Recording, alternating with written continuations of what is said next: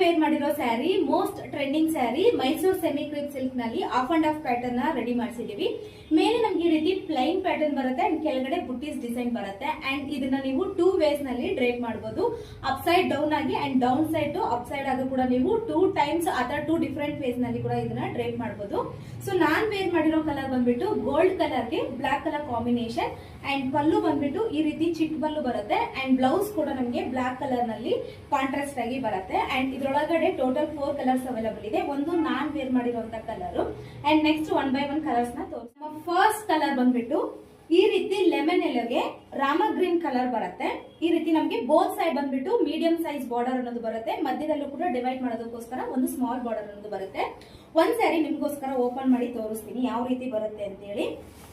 so ಈ ರೀತಿ ಬರುತ್ತೆ ನಮಗೆ ಆಲ್ ಓವರ್ ಸ್ಯಾರಿ ಅಂಡ್ ಪಲ್ಲು ಬಂದ್ಬಿಟ್ಟು